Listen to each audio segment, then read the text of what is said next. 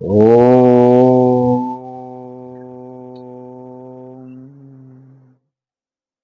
జయతు జయతు దేవో దేవకీ నందనోయం జయతు జయతు కృష్ణో వృష్ణివంశ ప్రదీపః జయతు జయతు మేఘశ్యామలా కోమలాంగః జయతు జయతు పృథ్వీ భారనాశో ముకుందః కృష్ణా త్వదీయ పద పంకజ పంజరాంతం అద్యైవ మే విశతు మానస రాజహంసః ప్రాణా ప్రయాణ సమయే కపవాత పిత్తై కంఠావరోధన విదౌ స్మరణం కుతస్తే ఓం శృతిస్మృతిపురాణానాం ఆలయం కరుణాలయం నమామి భగవత్పాదం శంకరం లోకశంకరం ఈశ్వరో గురురాత్మేతి మూర్తిభేద విభాగిని వ్యోమవద్వ్యాప్తదేహాయ దక్షిణామూర్తయే నమః. ఓం ఆత్మస్వరూప బంధుగణ. ఇప్పుడు ఈరోజు మొదటి మనం ప్రార్థన శ్లోకం చూసాం. ఏంటది అంటే ఈశ్వర ఈశ్వర ఈశ్వరుని ప్రతి ఒక్కరు గగ్గోలు పెడుతుంటారు. ఇక నిజంగా ఈశ్వర్ అంటే ఎవరు తెలుసుకోవడానికి అంత శ్రద్ధ ఉండదు. ఒకవేళ తెలుసుకున్నప్పటికీ ఏదో విపరీతంగా తెలుసుకుంటున్నారు తప్ప యథార్థ తత్వాన్ని తెలుసుకోవడం లేదు. అందుకే ఇప్పుడు చూడండి, ఈ మధ్య పెద్ద international breaking news, Sunita Williams విన్నారమ్మా? సునీతా విలియమ్స్ గురించి విన్నారు కదా. ఆవిడ మన ఒక భారతీయ సంతతికి చెందినటువంటి ఆ మహిళ 288 రోజులు స్పేస్లో ఉన్నారంటే మామూలు విషయమా? మనం 3 రోజులు మనము మన ఇంటి వాళ్ళని విడిచిపెట్టి కాశీనో రామేశ్వరం ఎక్కడో ఉంటే చాలు, 66 ఫోన్లు 30 మెసేజ్లతో ఇబ్బంది పెడుతుంటారు. ఎప్పుడు వస్తారు ఎక్కడున్నారు, బస్ స్టాండ్ నుంచి వెళ్ళారా లేదా, రైలు స్టేషన్కి వచ్చారా లేదా, ఫ్లైట్ టైం ఉందా లేదా, అనేక గందరగోళ చుట్టూ ఉంటాయి మన చుట్టూ. మరి 288 రోజులు మళ్ళీ ఆ స్పేస్ కనెక్షన్ కూడా ఎంతో కన్ఫ్యూజన్, ఎంతో భయాందోళనకు గురి చేశారు మొత్తం ప్రపంచవ్యాప్తంగా. అసలు ఆవిడ నిజంగా తిరిగి వస్తారా లేదా అనేసి ఆవిడ కంటే మనకెక్కువ భయం పట్టుకుంది అప్పుడు యాక్చువల్గా ఇన్ని రోజులు. అయితే ఎంత మంగళకరమైన వార్త అంటే వాళ్ళందరూ క్షేమంగా వచ్చారు. వచ్చిన తర్వాత మొట్టమొదటిసారి ఆ అమ్మగారు బయటికి చెప్పిన విషయం చూడండి. ఒకవేళ ఆవిడ చెప్పకుండా ఉండుంటే ఈ క్రిస్టియన్ పాద్రీసాలు అందరూ ప్రచారం చేసుకునేవారు. అక్కడ సునీత విలియమ్స్ కూడా పరలోక ప్రభువో అని ఉండుంటారు అనేవాళ్ళు వాళ్ళు. కానీ ఆ అమ్మగారు ఒక మాట చెప్పారు, నేను ఎక్కడికి వెళ్ళినా నాతో పాటు భగవద్గీత పుస్తకం తీసుకొని వెళ్తాను. అదేవిధంగా ఉపనిషత్తులకు సంబంధించినటువంటి కొంత ఆ మహావాక్యాలు ఏవైతే ఉన్నాయో అవి కూడా ఎప్పుడు పదిలంగానే నేను కాంటంప్లేట్ చేస్తాను, అంటే జస్ట్ అలాగా చింతన. అదేవిధంగా మనం అదే ఈశ్వరుని, ఆవిడ ఉపనిషత్తులు భగవద్గీత చదువుతున్నారంటే మీకు అర్థమైంది ఆవిడ యథార్థమైనటువంటి ఈశ్వర తత్వాన్ని తెలుసుకోవడానికి ఎంత తపస్సు చేశారని. గణపతి విఘ్నేశ్వరుని కూడా నాతో పాటు తీసుకెళ్తానన్నారు. అంటే అర్థం చూడండి, అంటే ఆరంభ స్థితి నుండి మధ్యమ స్థితి నుండి ఉత్తమమైనటువంటి ఈశ్వర స్వరూప తత్వాన్ని ఆ అమ్మగారు ఎంత బాగా సమన్వయం చేశారని మనకు అర్థం కావాలి. దాన్ని రీకన్సిలేషన్ అంటారు. ఎలా రీకన్సిలేషన్? ఇప్పుడు మనకి ఎందుకు ఇంత గందరగోళం సృష్టించింది ఈ మతాలలో అంటే, దేవాలయాలు కట్టడం కోసము దేవాలయాలు, చర్చిల ముందు, మసీదుల ముందు పెద్ద గొడవలు. దీనికి ఒక చిన్న కథ ఉంది. ఒక పావురాలు పిల్లలతో పాటు తల్లి ఒక గుడిలో చిన్న గూడు కట్టుకుని ఉన్నదంట. అయితే మనం మహాశివరాత్రి చేస్తాం కదా, శివాలయం అది మొత్తం క్లీన్ చేస్తాం. అన్ని కారణాలు కూడా ఆయమ్మగా టచ్ చేస్తారు. అప్పుడు అంత మునుపు కొన్ని కారణాలు పట్టించుకోరు. కానీ అప్పుడు ఆ పక్షి తన పిల్లలతో పాటు బయటికి వెళ్ళి ఎక్కడికి వెళ్తారు? దగ్గరలో పెద్ద చర్చి కనిపించింది. ఆ చర్చిలో ఒక మూలలో తన యొక్క గూడుని కట్టుకున్నదట కొన్ని రోజుల పాటు. అక్కడ కూడా మరి క్రిస్మస్ వస్తుంది కదా, డిసెంబర్ 25, వాళ్ళు కూడా మొత్తం సంబరాలు చేయడం మొదలెట్టారు. ఆ సంబరాల్లో అక్కడి నుండి మళ్ళీ పావురాలు తన పిల్లలతో పాటు ఎక్కడికి వెళ్ళాలి? ఆ దగ్గరలో ఉన్న మసీదుకి వెళ్ళి. వాళ్ళు మాత్రం ఊరుకుంటారా? రంజాన్ మాసం వచ్చింది, అక్కడి నుండి మళ్ళీ ఎక్కడికి వెళ్తుంది? ఇక మళ్ళీ టెంపుల్ దగ్గర. ఆ టైంలో టెంపుల్ ఖాళీ ఉండడానికి ఏం తొడవట్లేదండి. సో ఈ అన్ని దగ్గరలు తిరుగుతుంటే ఒకసారి ఒక చర్చ్ ముందు, లేకపోతే ఒక మసీదు ముందు, లేకపోతే టెంపుల్ పెద్ద గొడవ అవుతుందండి. మా మతం గొప్పది, మీ మతం గొప్పది, మా దేవుడు గొప్పది, మీ దేవుడు గొప్పది, ఈ గొడవ అవుతుంది. అప్పుడు ఆ పక్షి పిల్లలు, ఆ పావురములు తల్లితో అంటున్నాడు, అమ్మ ఎందుకు ఇలాగా ఊరికి అనవసరంగా కొట్టించుకొని తిట్టించుకుంటూ అరుస్తున్నారని. అంటే వాళ్ళు ఒకరికి ఒకరు గొప్ప అంటే ఒకరు గొప్ప అని వాదించుకుంటూ పోట్లాడుకుంటున్నారు. మనం మరి అన్ని చర్చిలోను, మసీదులోను, మందిరంలోను మనము వెళ్ళి ఉన్నాం కదా, మనకే ప్రాబ్లం లేదన్నారు. మనము కిందకి అంత సంకుచితంగా మనం ఆలోచించి కదా, మనం పైన ఎగురుతున్నాం కదా విశాలమైనటువంటి ఆకాశంలో. మనకు ఆ సంకుచిత పరిమితులు లేవు. వాళ్ళు కిందే గూడ్లు గోడలు కట్టుకుని ఉన్నారు, అందువల్ల వాళ్ళు కొట్టించుకుంటున్నారు. దీన్ని బట్టి మనం చూస్తే పక్షికి ఉన్నటువంటి స్వేచ్ఛ కూడా మనకు లేదు. గోడలు కట్టుకుంటున్నాం అనమాట మనం. చర్లపల్లి, చెంచలగూడ, రాజమండ్రి ఇలాంటి సెంట్రల్ జైళ్ళు. సో పక్షికి ఉన్న స్వేచ్ఛ మనకు లేదు. అందువలనే సునీత విలియమ్స్ ఆవిడేం చేశారు చూడండి. గణపతి అంటే మొట్టమొదటిసారి ఈశ్వరుని మనం అనుసంధానం చేయాలంటే సర్వవ్యాపి సూక్ష్మతత్వంగా వ్యాపించి ఉన్నటువంటి లోపల బయట ఉన్నటువంటి ఈశ్వరుణ్ణి ఒక రూపంగా మనం దర్శించాలంటే ఏదో ఒక రూపంతో ప్రారంభించాలి. గణపతి త్వమేవ తత్వమసి త్వమేవ బ్రహ్మాసి అని గణపతి అథర్వ శీర్షోపనిషత్తు ఉంది. సో అలాంటి గణపతితో తను ప్రార్థన ప్రారంభించి భగవద్గీత తత్వం వంట పట్టించుకొని ఉపనిషత్తులు ఆ చింతనలో ఉండడం వలన స్పేస్ కూడా తనలో చిన్నదైపోయింది. స్పేస్లో ఉన్న భయపడిపోతాం మనం.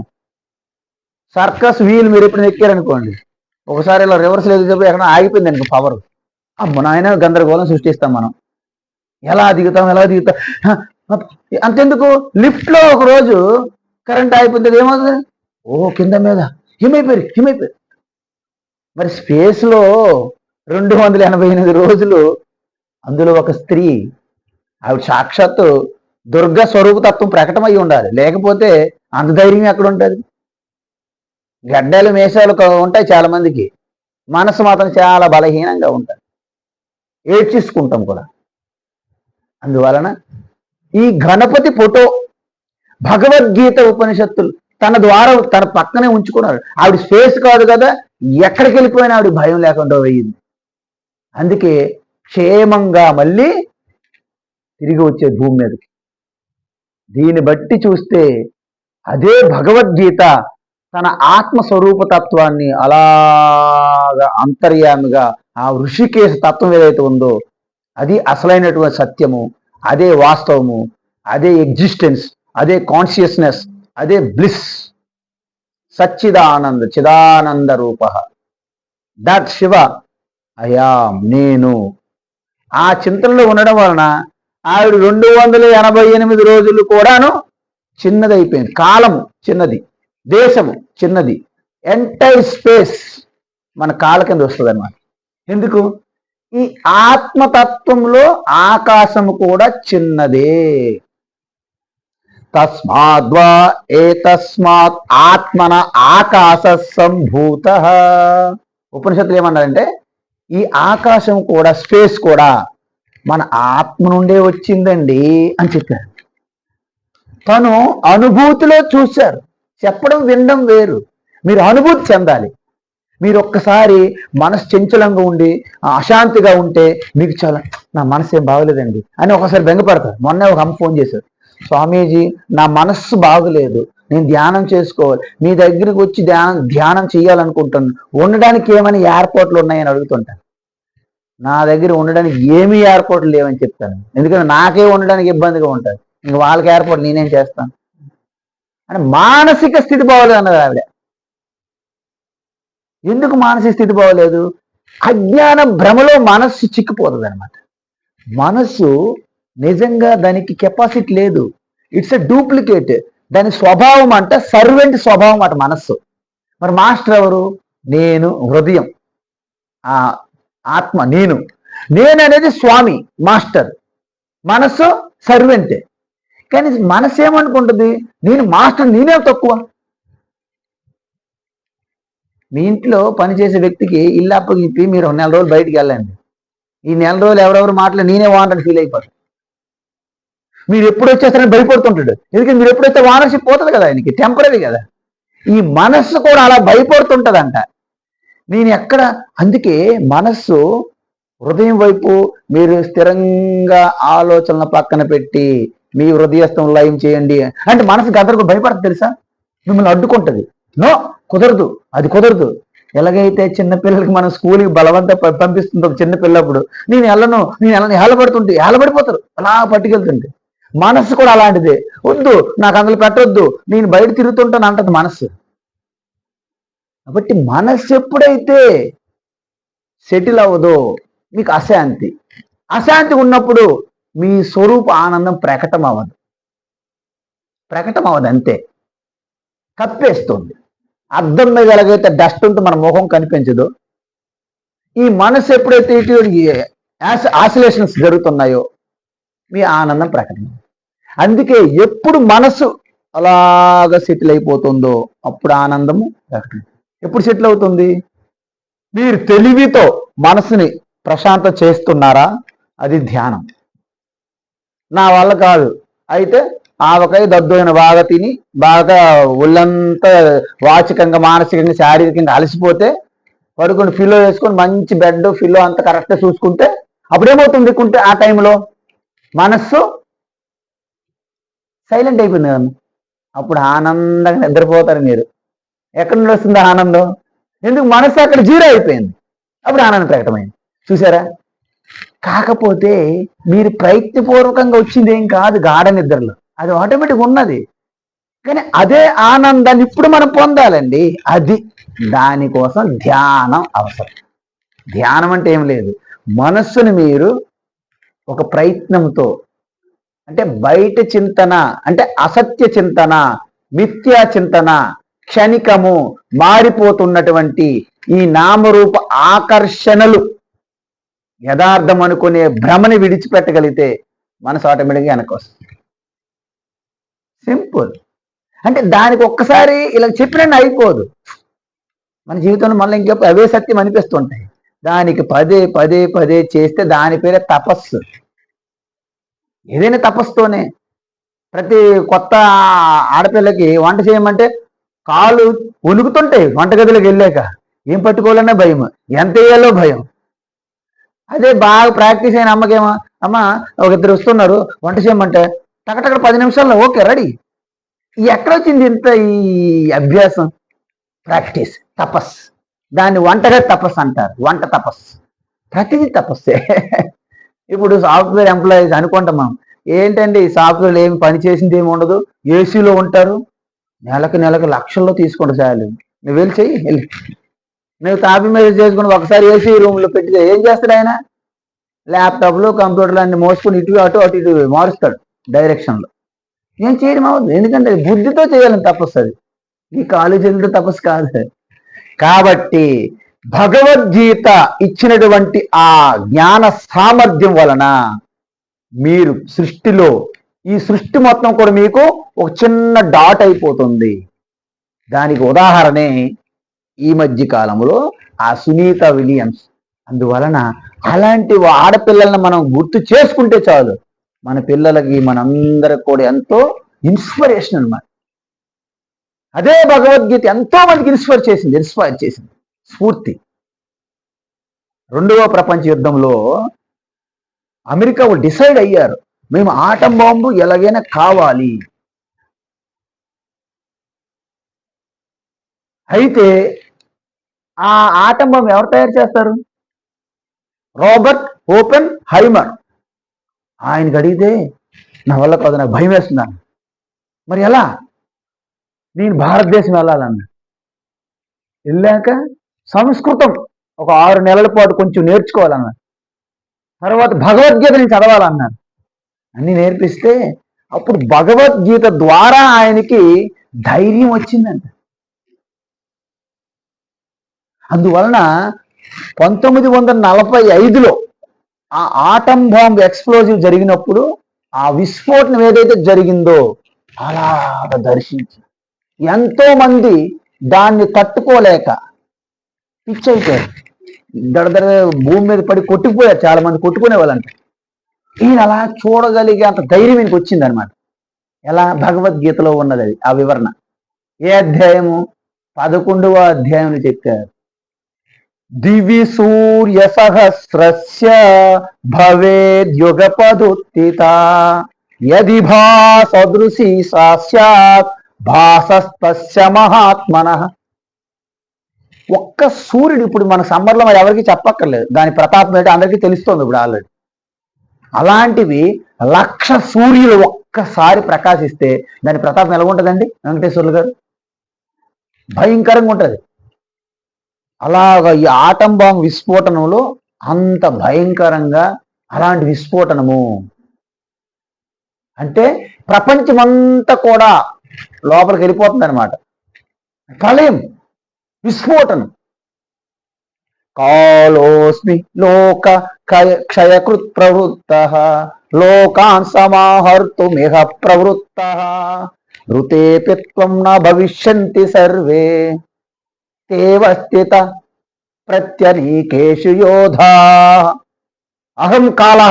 ఏ Arjuna, I am the Mahakal. అంటే మొత్తం సృష్టి అంతా నాలోకి పికిల్ అయిపోయింది అనమాట. పికిల్ అంటే ఏంటండి? పికిల్ పచ్చ చట్నీ అయిపోయింది మొత్తం ఆయనకి. అందుకే ఈ వీరులు సూర్యులు అందరూ కూడా ఆ దంతంలో పడి అలాగే ఆలాడుతున్నారట. ఆ శిరస్సులన్నీ చూర్ణం అయిపోయిందంట. చూర్ణం అంటే మన త్రిపుల చూర్ణం అంటారు కదా పతంజలి, చూర్ణం అలాంటి దృశ్యాలు దర్శించారట రాబర్ట్ ఓపెన్ హైమర్. సో భగవద్గీత అంతటి శక్తి, యుక్తి, భక్తి, ధైర్యాన్ని, సామర్థ్యాన్ని, శక్తిని అందిస్తుందంటే మనం ఆశ్చర్యపోవక్కర్లేదు. మనం ఏదో స్వామీజీ ఏదో ప్రమోట్ చేయడానికి ఏదో ఊహ చెప్తున్నాను. మరి నేను ఇలా చెప్తే మరి సునీత విలియమ్స్ గారు తన అనుభూతి గారు ఎందుకు చెప్పారు? మరి ఎంతో మంది సైంటిస్టులు, శాస్త్రవేత్తలు ఎలా చెప్తున్నారు? ఈరోజు ఐన్స్టీన్ లాంటి వాళ్ళు భగవద్గీత నాకు స్ఫూర్తి అని చెప్పారు. అది. సో నేను ఇక్కడ నుండి అక్కడికి వెళ్ళాను, మళ్ళీ ఇక్కడ రావాలి, ఆత్మబోధగా రావాలి. అయితే ఇది కరెంట్ అఫైర్ సంఘటన కాబట్టి నాకు చెప్పాలనిపించింది. ఎందుకంటే మన స్టూడెంట్లకు తెలియదు భగవద్గీత అంటే అదేదో మాకు కాదులేండి, ఏదో రిటైర్ అయిపోయినటువంటి ఓల్డ్ పీపుల్ ఏం చేస్తారు? ఓల్డ్ పీపుల్ సరే గంట కూర్చోలేరు అక్కడ, మరి ఇంకెట్టా వింటారు భగవద్గీత? చూడలేరు, వినలేరు. మరి గీత ఇంకేంటి? గీతమ్మా లేదండి అన్నారట. మీ గీతమ్మ కాదండి భగవద్గీత అన్నారట. అలా ఉంటుంది పరిస్థితి. కాబట్టి ఇక్కడ భగవద్గీత అంటే అలా ఉంటుంది. మరి అందువలన మనము ఈరోజు 61వ శ్లోకం, 60 శ్లోకం అయిపోయింది కదండి. ఓకే, యద్భాసా భాస్యతేర్కాది యద్భాసా భాస్యతేర్కాది భాసతే కదా భాష్యతేర్కాది భాష్యతే అర్కాది అవగ్ర అక్కడ ఉంటది. సో భాష్యతే అర్కాది కలిపితే భాష్యతేర్కాది. అక్కడ మనం పాఠము అలాగ చూసుకోవటం అనమాట. అంటే పాదం పాదం. భాష్యైర్యత్తున భాష్యతే భాష్యైర్యత్తున భాష్యతే ఏన సర్వమిదం భాతి తద్బ్రహ్మేత్యవధారయేత్. ఉత్తమ అద్భుతమైనటువంటి శ్లోకము ఇది. ఇంతకు ముందే మీకు వివరించాను, అయినప్పటికీ చాలా ముఖ్యమైనది కాబట్టి భాష్యకార అంటే భగవాన్ భాష్యకార అంటారు. భాష్యకార టైటిల్ ఆయనకి. ఎందుకంటే ఉపనిషత్తులు, బ్రహ్మసూత్రములు, భగవద్గీత అవి యథాతథంగా అర్థం చేసుకోవడం చాలా కష్టం. నిజానికి శంకరాచార్య వాటిపైన వ్యాఖ్య అంటే భాష్యము అంటారు సంస్కృతంలో. అది రాయకుండా ఉండుంటే ఎవరికి అంత పూర్తిగా అర్థమయ్యేది కాదు. ఆయన రాసినప్పటికీ చాలా మందికి అర్థం కావట్లేదు. ఇప్పుడు కూడా వారి యొక్క పైత్యాన్ని దాని మీద పెట్టకుండా ఉండలేకపోతున్నారు. కాళిదాసు కవిత్వం కొంత, మన పైత్యం కొంత జోడించి ప్రజల మీద వెళ్తున్నారు, ప్రజల పైన అక్షంతాల్లా. కాబట్టి ఆ భాష్యకార శంకరాచార్య ఏమంటున్నారంటే యద్భాష భాష్యతే అర్కాది అంటే దేని సహాయంతో, అర్క అంటే సూర్య, సూర్య చంద్ర నక్షత్రాలు విద్యుత్ దీపాలు సర్వ. ఇప్పుడు పగటిపూట మనము వస్తువులను చూడాలి అంటే మనకేం కావాలమ్మా? పగటిపూట వస్తువులను చూడడానికి వెలుతురు ఉండాలి కదా. ఆ వెలుతురు ఎక్కడి నుండి వస్తుంది చెప్పండి? కిం జ్యోతిస్తవ భానుమాన హనిమే రాత్రౌ ప్రదీపాదికం స్యాదేవం రవిదీప దర్శన విదో కిం జ్యోతిరాఖ్యాహి మే చక్షుస్తస్య నిమీలనాది సమయే కిం ధీర్ధియో దర్శనే కిం తత్రాహమతో భవాన్ పరమకం జ్యోతిస్తదస్మి ప్రభో అన్నారు శంకరాచార్య. అంటే మొత్తం ఉపనిషత్తుల యొక్క సారాంశం ఒక్క శ్లోకంలో రాయమని అడిగితే ఆ మహానుభావులు ఒక్క శ్లోకంలో రాశారు. దానిని ఏకీ శ్లోకి ప్రకరణ గ్రంథం అన్నారు. ఒకే శ్లోకం, తత్వం అంతా ఉంటుంది దాంట్లో. పగటి పూట మీరు దేని వలన వస్తువులు చూడగలుగుతున్నారమ్మా? సూర్య భగవానుడు. రాత్రిపూట ఎలా చూస్తున్నారు? చంద్రుడు, విద్యుత్ దీపాలు, క్యాండిల్స్ ఉంటాయి. మరి అవి కూడా లేవు. సూర్యుడు లేడు, చంద్రుడు లేడు, నక్షత్రాలు లేవు, దీపాలు లేవు. మొత్తము అక్కడ పవర్ సప్లై అయిపోయింది. మీ ఇంట్లో నూనె కూడా లేదు, క్యాండిల్ అంతకంటే లేవు, అగ్గిపెట్టి కూడా లేదు. మరి అప్పుడు ఎలా అటు పరిస్థితి? మన మాటల ద్వారా నేను వచ్చాననుకోండి, అమ్మా అంటే స్వామీజీ ఎక్కడున్నారు? అమ్మ నేను ఎక్కడున్నాను. స్వామీజీ మీ యొక్క కుడి చేతి వైపు 10 అడుగులు వేసి రండి. వచ్చానమ్మా. అయితే మీ ఎడం వైపు ఒక 2 అడుగులు రండి. ఇలా మీ నోటితో చెప్పారనుకోండి, మీ మాట శబ్దం విని మీ దగ్గర రాగలనా లేదా? చూసారా? అంటే మనకి ఏ ప్రకాశము లేనప్పుడు మన మాట ద్వారా మనము. అయితే ఇప్పుడు పడుకున్నాం, స్వప్నం కొంటున్నాం, కళ. మీ స్వప్నంలో మీరు స్పష్టంగా వస్తువులని, వ్యవహారాన్ని, ఈ మనుషుల్ని, ఇవన్నీ మీరు చూడగలుగుతున్నారా లేదు? స్వప్నంలో అక్కడ సూర్యుడు ఉన్నాడా? అక్కడ చంద్రుడు ఉన్నాడా? విద్యుత్ దీపాలు ఉన్నాయా? ఈ తెలంగాణ పవర్ సప్లై ఉందా? అస్సలు లేదు. మరి క్యాండిల్స్ లేవు, మ్యాచ్ బాక్స్ ఏమీ లేవు. మరి ఏ ప్రకాశంలో మీరు చూడగలుగుతున్నారు? కాబట్టి అక్కడ మనస్సు అనే ఒక ఫిలమెంట్ గా మిగిలి ఉన్నది, ఒక ఇన్స్ట్రుమెంట్ గా. దాని ద్వారా ఏ ప్రకాశం ఆధారంగా మీరు యొక్క స్వప్న ప్రపంచాన్ని చూస్తున్నారు? ఆ వెలుగే అంతర్జ్యోతి అంటారు. అంతర్జ్యోతి. అయితే అక్కడ కూడా ఆ మనస్సు బుద్ధిని తెలుసుకుంటుంది ఎవరు? మనసుని బుద్ధిని తెలుసుకుంటుంది ఎవరు? తెలుసుకునేది నేను. చూసారా, నా మనసు బాగోలేదు, నా బుద్ధి బాగోలేదు మీరు అంటున్నారు లేదా? అంటున్నారు లేదమ్మా? అంటే ఆ మనస్సుని బుద్ధిని కూడా చూస్తున్నది, తెలుసుకుంటున్నది అహం, నేను. మరి నేను తెలుసుకున్నది ఏమైనా ఉందా? లేదు.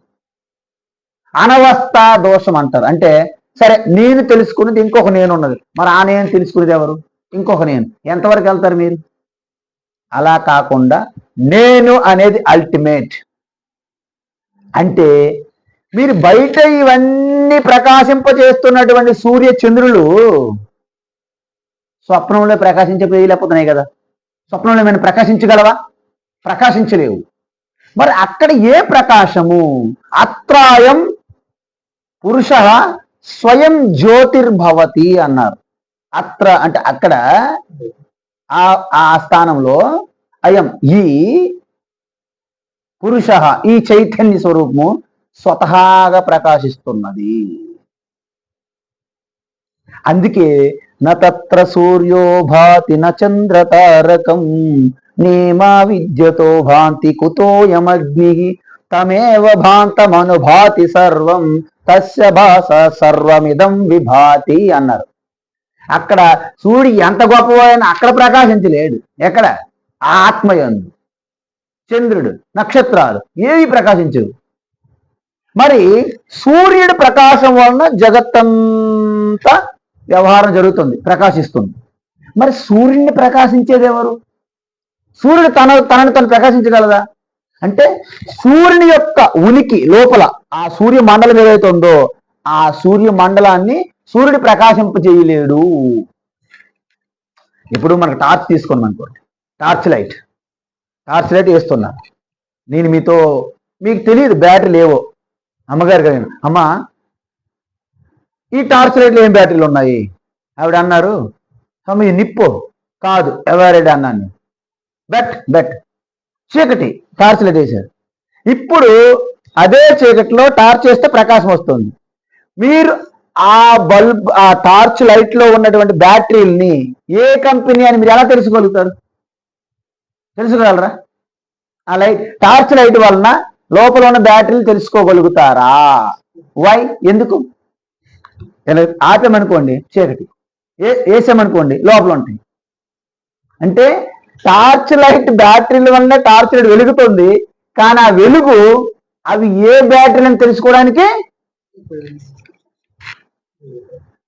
అదే విధంగా సూర్యుని యొక్క ప్రకాశం వల్ల జగత్తు ప్రకాశిస్తుంది, కానీ సూర్యుని యొక్క తన స్వతహా సూర్యుడు ప్రకాశింపజేయలేడు. ఇక్కడ బల్బు వెలుగుతుంది కదా, బల్బు వెలుతురు వలన మనందరము వ్యవహారం చేస్తున్నాం. ఇక్కడ ఫ్యాను, ఇక్కడ లైటు, ఇక్కడ మైకు, టేబుల్ అన్ని. కానీ ఆ బల్బు వెలగడానికి కావాల్సినటువంటి విద్యుత్ శక్తి, కరెంటుని బల్బు వెలిగించలేదు. చూసారా విచిత్రం? అదేవిధంగా ఇక్కడ ఆత్మస్వరూప వెలుగులో బుద్ధి ప్రకాశిస్తుంది. బుద్ధి ద్వారా ఇంద్రియముల ద్వారా బాహ్య ప్రపంచం. కానీ ఆఖరికి బుద్ధికి కూడా ప్రకాశింపచేస్తున్నటువంటి ఆత్మని బుద్ధి తెలుసుకోలేదు. అదేవిధంగా యద్భాష భాష్యతే అర్కాది, సూర్యుడు చంద్రుడు మొదలగు అన్నిటినీ ఏదైతే ప్రకాశింపజేస్తుందో భాష్యై యత్ నా భాష్యతే, వాటంతట అవి దానిని ప్రకాశింపచేయలేవు. ఏన సర్వమిదం భాతి, దేని వలన అయితే యావత్తు సృష్టి, అంటే మొత్తం సృష్టి దేని వలనైతే ప్రకాశిస్తుందో అది బ్రహ్మ. చూసారా? అంటే ఇక్కడ ఏమంటున్నారంటే కేనోపనిషత్తులో చెప్పారు, యద్వాచ అనభ్యుదితం ఏన వాగభ్యుద్యతే. అంటే యద్వాచ అనభ్యుదితం, ఏదైతే వాక్కు ద్వారా తెలియబడదో, దేని వలనైతే వాక్కు పనిచేస్తుందో, దేని ద్వారా అయితే దేన్నైతే వాక్కు తెలియజేయలేదో, కానీ దేని వలనైతే వాక్కు పనిచేస్తుందో. అర్థమైందండి? తదేవ బ్రహ్మత్వం విద్ధి, అదే బ్రహ్మ. నీ మాటల ద్వారా ఆత్మని తెలుసుకోలేవు, కానీ ఆత్మ అనుగ్రహం వలన మాట్లాడగలుగుతున్నావు. నీ మనస్సు ద్వారా ఎన్ మనసా నా మనుతే ఏ నాహుర్ మనోమతం అంటే నీ మనసు ద్వారా ఆత్మని తెలుసుకోలేవు, కానీ దేని వలనైతే మనసు పనిచేస్తుందో అది బ్రహ్మ. అబ్బా, ఏ ఉపనిషత్తులండి అసలు. మీరు చూడండి, దేవుడా అని ప్రపంచం అంతా తిరుగుతుంటాం మనం జీవితాంతం, కానీ ఆ దేవుణ్ణి తెలుసుకునే పద్ధతి మనం పైకి ఎదగాలి. ఎదగాలంటే మనం పెద్దోళ్ళం అయ్యాం. చిన్నపిల్లల నుంచి మేసాలు గడ్డలు జుట్లు ఊడిపోతాయి, అన్నీ అయిపోతాయి, కానీ అక్కడ చిన్నపిల్లలాగే ఉన్నాం ఈ వివేకములో జ్ఞానములు. అందువలన దేని గురించి అయితే దేన్నైతే మాటల ద్వారా వర్ణించలేమో, దేని అనుగ్రహం వలనైతే మాట సాధ్యపడుతుందో దానిని బ్రహ్మ అన్నారు.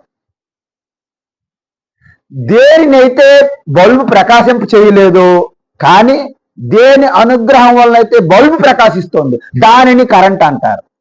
చూసారా చూసారా ఇది అది స్వామీజీ రోజు ఇదే ఉదాహరణ చెప్తున్నాను. మరి రోజు ఇది చెప్పినా అర్థం కావట్లేదు మనకి. రోజు అదే చెప్తాం మేము. కాబట్టి ఇక్కడ ఏన సర్వమిదం జగత్ విభాతి అంటే తెలుస్తున్నదో తద్బ్రహ్మ, అది బ్రహ్మ. నైదం ఎరిదము పాసితే అదే బ్రహ్మ సత్యము. కానీ మీరు బయట ఇదం తీర్థం భ్రమంతి తామసాజన, అదిగో టెంపుల్, అదిగో మహాత్ములు, అదిగో సమాధి, అదిగో గురు మహారాజు, అదిగో బాబాలు అని మీరు ప్రయాణాలు చేస్తున్నారు తీర్థయాత్రలు. అది పూర్తి స్థాయి సత్యము కాదు అని చెప్పేశారు ఉపనిషత్తులు. అయితే మరి అవన్నీ మానేయాలా? మానవద్దు. ఎందుకు? ఇక్కడ మీరు రావాలంటే అవన్నీ చేసుకుని వస్తే కానీ మీరు రాలేరు ఇక్కడికి. మరి మనము టేబుల్స్, ఎక్కాలు, ఏబిసిడ్లు, అక్షరాలు అన్ని రోజు రాసేవాళ్ళం చిన్నప్పుడు. అది రాయడం మీద అక్కడే ఉంటారు మీరు, కిండర్ గార్డెన్లోనే ఉంటారు. అవి రాయాలి, అలాగా ఉత్తీర్ణులై ఇక్కడ రావాలి. అప్పుడు ఆత్మబోధ మీకు చెప్పబడుతుంది. ఇక్కడ ఆత్మబోధ క్లాసెస్, అక్కడేమో పారాయణ క్లాసులు, అక్కడేమో అభిషేకం క్లాసులు. చూసారా? అక్కడ ఉపవాసము, తీర్థయాత్రలు, ప్రదక్షిణ అన్నీ ఉన్నాయి, మొత్తం మార్కెటింగ్. కానీ మీరు ఎక్కడ మీ యోగ్యత, మీ శక్తి, మీ సామర్థ్యం, దానికి అనుగుణంగా మనము ప్రయాణిస్తాం, ముందుకెళ్తామన్నమాట. దట్ ఈజ్ బ్రహ్మ, అది బ్రహ్మ అని ఇది అవధారయే, స్మరించగలను, చింతన చేయవలను. ఇప్పుడు ఆ బ్రహ్మ, ఆత్మ ఎరుకగా ఉన్నటువంటి బ్రహ్మని సకల రూపములో కూడా ఉనికిగా ఉన్నది, వ్యాపించి. ఎలా వ్యాపించి ఉన్నది అది తర్వాత శ్లోకంలో చెప్తారు. స్వయమంతర్బహిర్వ్యాప్య స్వయమంతర్బహిర్వ్యాప్య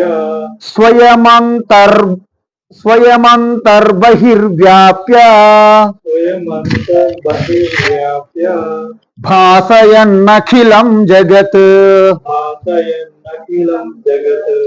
భాసయన్నఖిలం జగత్ బ్రహ్మ ప్రకాశతే వన్నిః బ్రహ్మ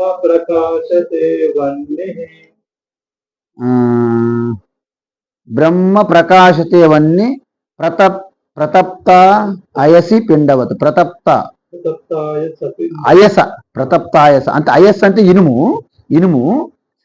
వన్ని అంటే ఇక్కడ విడదీయకూడదు, కానీ మన శ్లోకానికి అనుగుణంగా విడదీస్తున్నాం. బ్రహ్మ ప్రకాశతే వన్ని ప్రతప్తాయస పిండవత్ ప్రతప్తాయస పిండవత్. అయస్ అంటే ప్రతప్త అంటే బాగా అగ్నిలో వేసినటువంటి ఒక ఇనుము బాలు ఎలాగైతే మండిపోయి ఎర్రని గోళంగా ఉంటుందో అలాంటిది ఉదాహరణ ఇచ్చారు. అంటే ఆ విధంగా అనేది మనం లాస్ట్లో చూద్దాం. ఇంతకీ స్వయం అంతర్ బహిర్వ్యాప్య, అంతః బైహి వ్యాప్య నారాయణ తిష్టత అని అంటారు, విన్నారు మీరు నారాయణ సూక్తంలో. అందువలన ఇది ఇంతకీ ఎలా అంటే సింపుల్ అండి, ఏమీ లేదు. మనం ప్రతిరోజు కూడా స్వప్నం వస్తుందా లేదా ప్రతి ఒక్కరికి? మనం వెళ్ళేటప్పుడు అలా పడుకుంటాం, పడుకున్నప్పుడు ఏమవుతుంది మనకి ఏంటి, అలా రిలాక్స్ రిలాక్స్ రిలాక్స్. అప్పుడు ఈ స్వప్నాన్ని మీరే నిర్మిస్తున్నారు, ఈ మనస్సు నిర్మిస్తుంది. ఎలా? ఇంతకు ముందు మనం అనుభూతి చెందుతున్నటువంటి ఆ ఎక్స్పీరియన్స్ ద్వారా మనలో ఒక సూక్ష్మమైనటువంటి వాసనలుగా మిగిలి ఉంటాయి మనలో ప్రతి ఒక్కరిలో. వాటికి ఈ సమయంలో అవి కింద అణగిపోయి ఉంటాయి అన్నమాట. వాటికి టైం ఇవ్వదు, ఈ మిగతా కోరికలు మిగతా ఆలోచనలు అవి అంతర్భాగంలో ఉండిపోతాయి. సో ఎప్పుడైతే ఈ మనస్సు ఇంద్రియములు ఎప్పుడైతే అన్ని రెస్ట్లో ఉన్నాయో, అమ్మయ్య నాకు సమయం వచ్చింది అని అవి జస్ట్ పైకి వస్తాయి అన్నమాట. వాటిని వాడుకొని మనస్సు ఒక ప్రపంచాన్ని క్రియేట్ చేస్తుంది.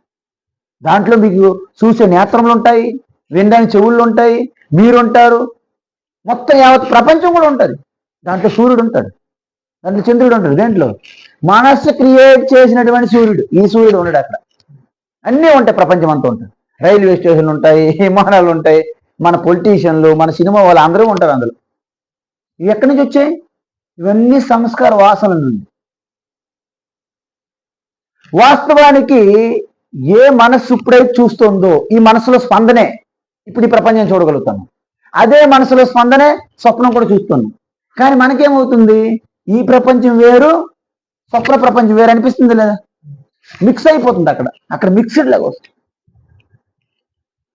అంటే ఎప్పుడైతే అక్కడ ఉన్న మనసు ఇక్కడ ఉన్న మనసు, మనస్సే రెండింటికి కారణం అనుకుంటారో, మనస్సు చేస్తే రెండు ఏం తేడా ఏం లేదు.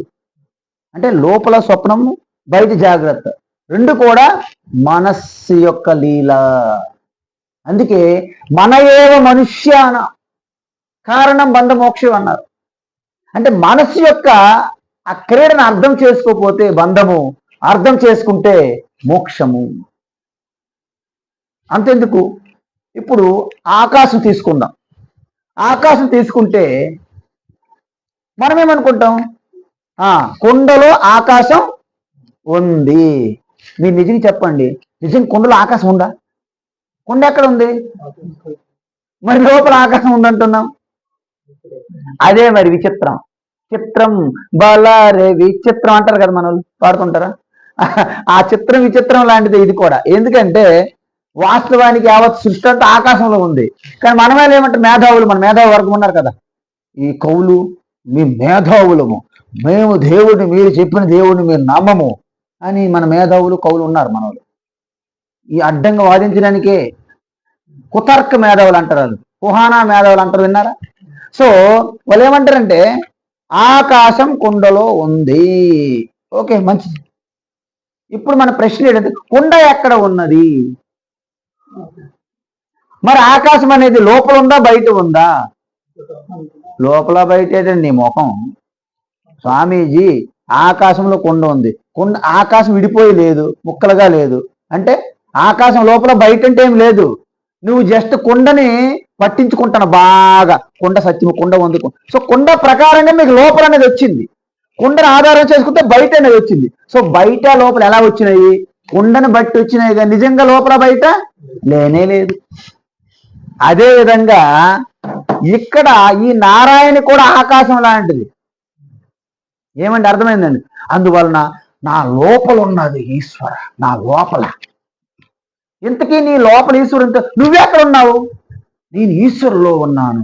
మరి నీ లోపల ఉంది, లోపల బయట ఇంకెక్కడ ఉంది? ఆకాశంలాగా వచ్చింది పరిస్థితి మనకి ఇప్పుడు. అందువలన ఈ శరీరాన్ని నువ్వు బాగా పట్టించుకొని మేలిమి రంగులు అదిమి అలాగ పాలిష్ కొట్టి ఈ శరీరాన్ని నిజమనుకొని భ్రమలో పట్టుకొని ఈ శరీరాన్ని ఆధారం చేసుకొని లోపల ఉన్నాడు అంతర్యామి ఈశ్వర, బయట ఉన్నాడు అంతర్యామి. నీ లోపల బయట ఇంకెక్కడ ఉన్నది? నీ అజ్ఞానం ఉన్నది. ఇక్కడ కొండకి లోపల ఉన్న బయట ఉన్న ఆకాశం ఎలాగైతే మనం ఇప్పుడు అర్థమైన తర్వాత మనకి ఎలాగనిపించిందో, ఇది కూడా అజ్ఞానంలో భాగమని ఇప్పుడు చివరికి మీకు ఏం తెలుస్తుందంటే లోపల ఉన్న ఈశ్వర బయట ఉన్న ఈశ్వర లోపల బయట లేదండి. ఈ శరీరం బట్టి మనం అంటున్నాం. ఊరికి ఉత్తుత్తి మాటలు అన్నారు, విన్నారు? ఉత్తుత్తి అంటారు, ఉలక్కి అంటారు. అందువలన అంతర్బహిర్వ్యాప్య నారాయణ భాషయన్ అఖిలం జగత్ అంటే ఇక్కడ ఏం చెప్తారంటే బయట యావత్ సూర్య చంద్ర నక్షత్రాలు పంచభూతములు ఈ సృష్టి అంతటిని కూడా ప్రకాశింపచేస్తున్నది అదే నారాయణ. మరి లోపల మన యొక్క బుద్ధి, మనస్సు, ఆలోచనలు, మీ యొక్క మేధాశక్తి, మీ యొక్క అహంకారము, అన్ని భయము, అభయము, సర్వం అంటే అంతర ప్రపంచ సూక్ష్మ ప్రపంచముని కూడా ప్రకాశింపజేస్తుంది.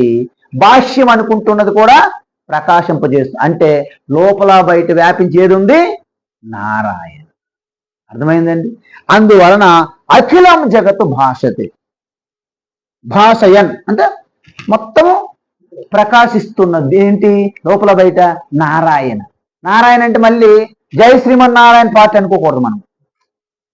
ఇక్కడ ఆత్మే పరమాత్మ. అక్కడ శివాన్ని మీరు పిలిచిన, శక్తి అని పిలిచిన, లక్ష్మి అన్న, నారాయణ అన్న, బ్రహ్మ అన్న, సరస్వతి అన్న, గణపతి అన్న, ఏ పేరు పిలిచినా ఓకే, ఏ పేరు పెట్టి పిలిచినా ఓకే. అందువలన బ్రహ్మ ప్రకాశతే. ఈ విధంగా యావత్ జగత్ అంతా మనము నీ నారాయణ అన్నాను కదా, ఇక్కడ బ్రహ్మ అన్నారు, అంతేనండి. బ్రహ్మ అంటే పేరు. ఈ పేరుకే పెద్ద ప్రాబ్లం ఉంటుంది. ఎందుకు? మనకు తత్వం తెలియదు. కట్టు, బొట్టు, జుట్టు ఇవి గట్టి పట్టించుకున్నాం, ఇదే నిజం అనుకోని. అందువల్ల బొట్లకు కూడా గొడవలు. ఇప్పుడు బొట్టు ఇలా పెడితే ఇది మన పార్టీ కాదు అని అక్కడ ఆపాను. ఇలాగ పెట్టుకోండి రమ్మంటారు, ఇలాగ పెట్టుకోండి రమ్మ. ఏ బొట్టులతో ఏముందండి? మీరు సైడ్కి వెళ్తే తుడిచి అయిపోయి అంతేనా? అంత మాత్రానికి గొడవలా? బొట్టు, కట్టు, బొట్టు, జుట్టు ఎంత చిన్న విషయానికి మనం అంత సీరియస్ తీసుకొని అసలైన విషయాన్ని వదిలేయడం. ఒక అతను కొత్త పెళ్లి కొడుకు వచ్చాడండి. కొత్త పెళ్లి కొడుకు అయినప్పుడు అత్తవారు చాలా రాజులా చూస్తారు. ఎప్పుడు?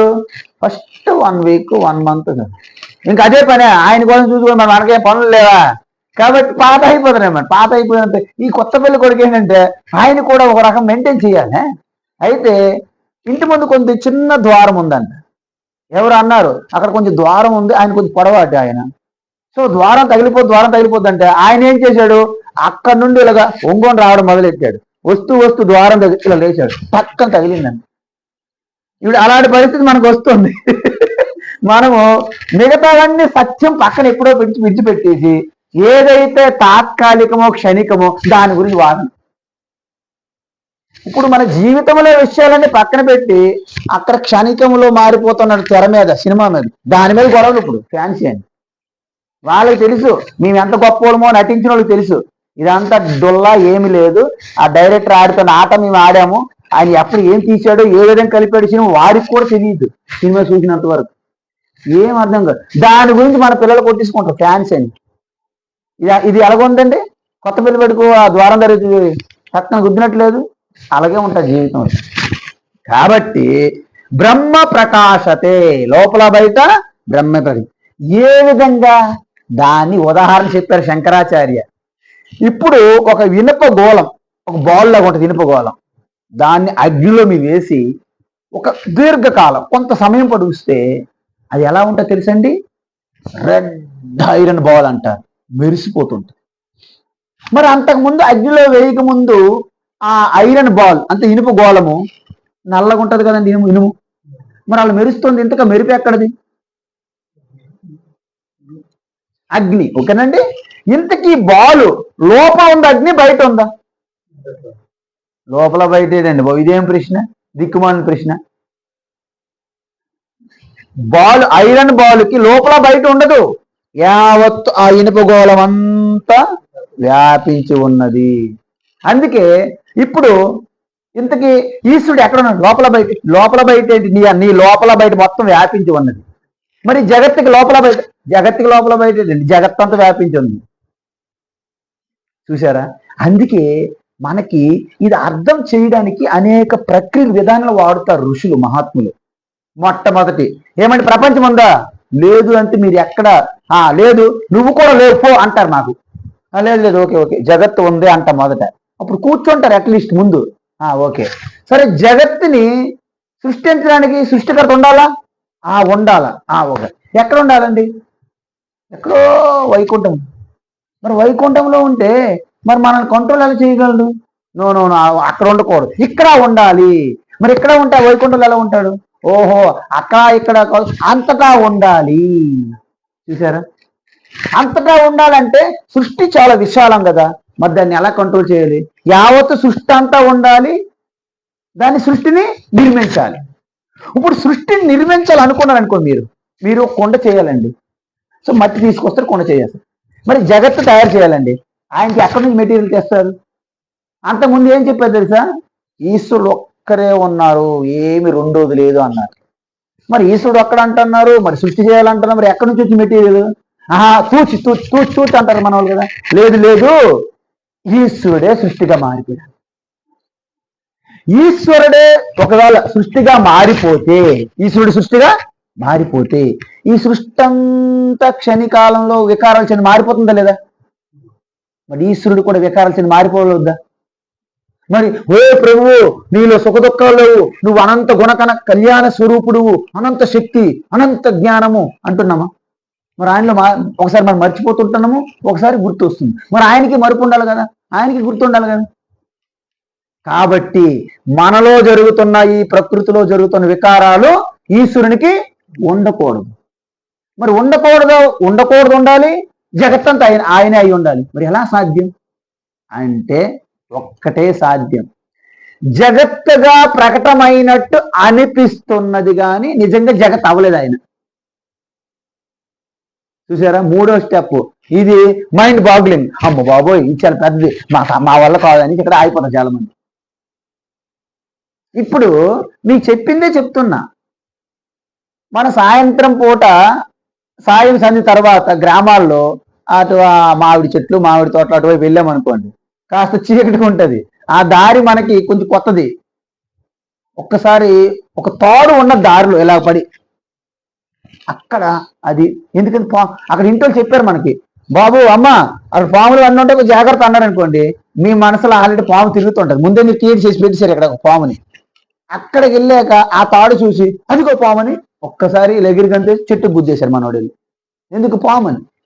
తీరా చూస్తాడికి ఒక అమ్మగారు కొంచెం చీకటి ఎక్కువైంది, ఒక లైట్ తెచ్చి చూసి అక్కడ ఏమున్నదండి? తాడు.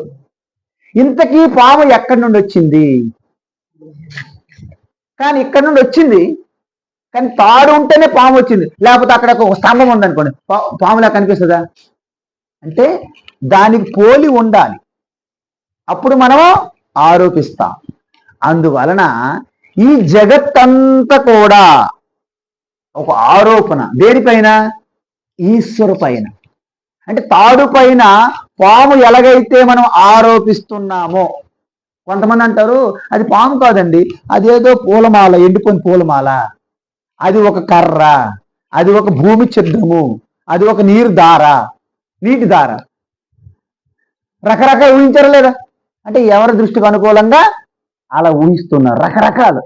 అక్కడ వాస్తవంగా ఉన్నది ఏంటి? తాడు మాత్రమే.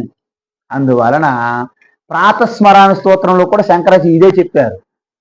యస్మిన్నిదం జగదశేషమశేషమూర్తౌ రజ్వాంబుజంగమయివ ప్రతిభాసితం వై అని చెప్పారు.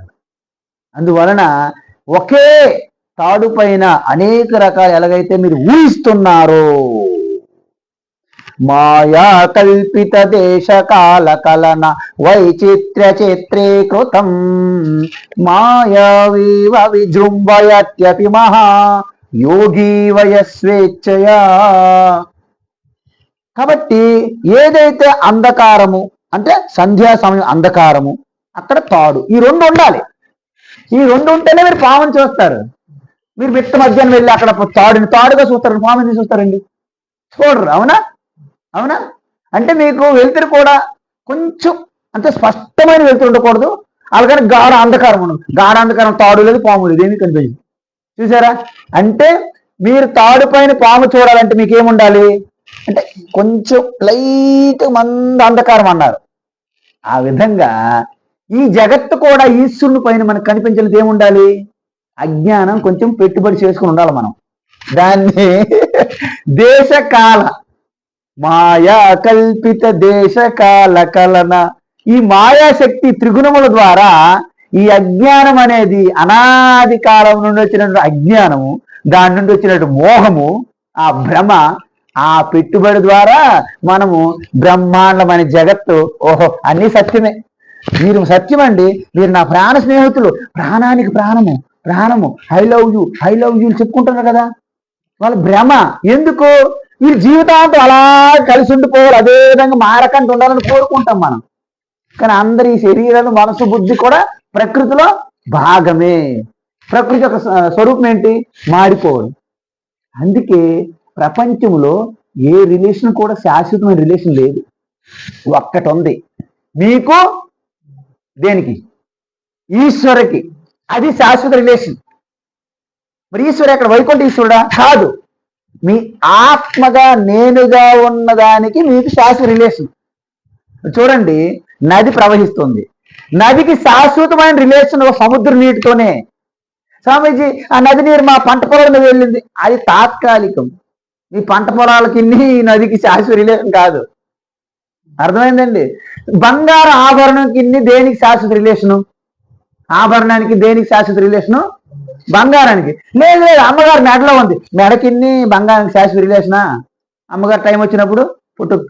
మరి ఏమవుతుంది? ఆభరణం మళ్ళీ గొడవలు పడుకొని, నేను సేవ చేసినంత నేను సేవ చేసి, నానమ్మ నాకు ఇస్తాను అన్నది అంటే నేను ఈ గొడవల పని లాస్ట్కి ఏమవుతుంది? మళ్ళీ బంగారంగానే కరిగిస్తారు. సో ఆభరణములకి దేనికి శాశ్వత రిలేషన్షిప్? బంగారానికి. నదుల నీరుకి దేనికి శాశ్వత? సముద్రం నీరుకి. అదే విధంగా ప్రతి ప్రాణి శాశ్వత రిలేషన్ దేనికంటే? ఆత్మ. అందుకే ఈశ్వరు నుండే మీకు శాశ్వతమైనటువంటి భద్రత. మనమేం కోరుకుంటాము? మన డబ్బులు, మన పెట్టుబడులు, మన ఇన్వెస్ట్మెంట్లు, మన షేర్లు, మన లాకర్లో ఉన్నటువంటి సంపదలు, మన వెంచర్లు, మన కార్లు, మన బంగారాలు, మన ఉద్యోగాలు. ఈ మధ్యన ఉద్యోగాలకు కూడా గ్యారంటీ లేదు, ఎంతే కదండి, మీకు బాగా తెలుస్తుంది. కాబట్టి ఇవన్నీ కూడా ఎల్ఐసి మేము మనం హోప్స్ పెట్టుకుంటాం. కోటిలో ఉంది ఎల్ఐసి. మనం అనకూడదు, అంటే అనకూడదు, ప్రకృతి వైపరీత్యాలు. ఒక్కోసారి మద్రాసులో ఎల్ఐసి పెద్ద బిల్డింగ్ ఉండేది, భూకంపం వచ్చి కొట్టిపోయింది. నీ ఎల్ఐసిలో ఇన్సూరెన్స్ పెట్టుకో. నీ ఎల్ఐసి ఇన్సూరెన్స్, మన అసలు ఎల్ఐసి బిల్డింగే కొట్టిపోతే ఇంకా నీ ఇన్సూరెన్స్ ఒకటి. కాబట్టి ఇక్కడ విషయం ఏంటి? నిజమైన ఎల్ఐసి ఎక్కడ? ఈశ్వరుడు. అది తెలుసుకోవాలి. అందువలన అది ఎప్పుడైతే తెలుసుకుంటామో ఇక లోపల బయట అనేది అది మధ్యస్థానం, ఆరంభమే. ఇప్పుడు చెప్పండి, నీకు బాగా కాలిపోతున్నటువంటి ఆ యొక్క ఇనుప గోళములో అగ్ని లోపల ఉందా బయట ఉందా? మరి ఈ సృష్టి అందు ఈశ్వరు లోపల ఉన్నారా బయట ఉన్నారా? లోపల బయట ఏంటండి బాబు? ఇప్పుడు దీంట్లో ఉన్న ఆకాశము, ఈ కొండ లోపల ఆకాశం ఉందా బయట ఆకాశం ఉందా? లోపల బయట. అది ఇలాగ తెలుసుకుంటే ఇంత సింపులా? ఇంతేనా? అంతే. మరి ఇది సింపులే. దీన్ని తెలుసుకోవడానికి మనకి ఇష్టం లేకే మనం దూరం పెట్టేసాం వాయిదాలు వేసుకుంటూ. అర్థమైంది కదండి?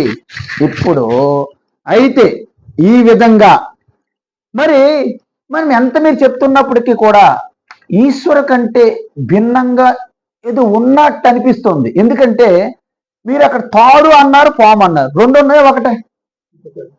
కానీ రెండు అంటున్నామా లేదా? అంటే ద్వైతం ఉన్నట్టే కదా, ద్వైతం ఉన్నట్టే కదా, రెండు ఉన్నట్టే కదా. ఇప్పుడు మాయ అంటున్నారు, మాయ అంటున్నారు, ఈశ్వరుడు అంటారు, ఇద్దరే ఒకటే? శివశక్తి రెండో ఒకటే? రెండు రెండు అండి, శివశక్తి రెండు. ఎందుకు? ఇంతకి శక్తి శివ ఇద్దరున్నారమ్మా. పార్వతి ఈశ్వరుడు రెండో ఒకటే? రెండో ఒకటమ్మా. పార్వతి ఈశ్వర వాళ్ళు ఇద్దరా ఒకరా? ఇద్దరు. మీరు ఒకరన్నే భయమే, ఇద్దరన్నే భయమే. ఇప్పుడు ఏం చెప్పినా తప్ప ఒప్ప నేను చెప్పాలి. ఇప్పుడు మీకు ఛాయిస్ లేదు.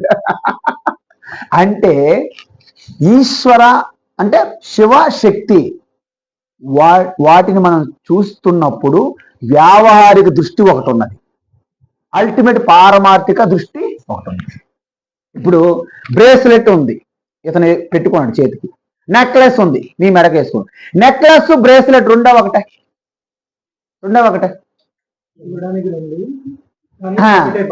ఇప్పుడు రెండు ఒకటి అన్నారు అనుకోండి, నేను అంటాను అమ్మ ఈ బ్రేస్లెట్ తీసుకుని నీ మెడకి వేసుకోమంటే వేసుకోగలరా?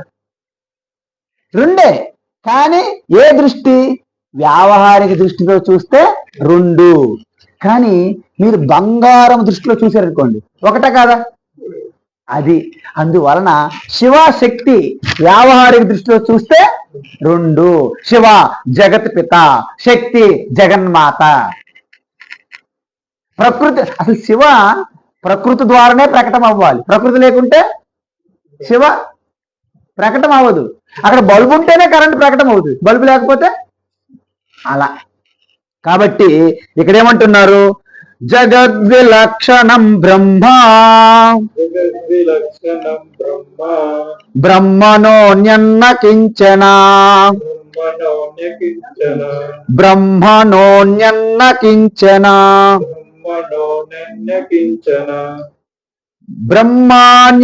బ్రహ్మాన్యద్భాతి చేన్మిథ్యా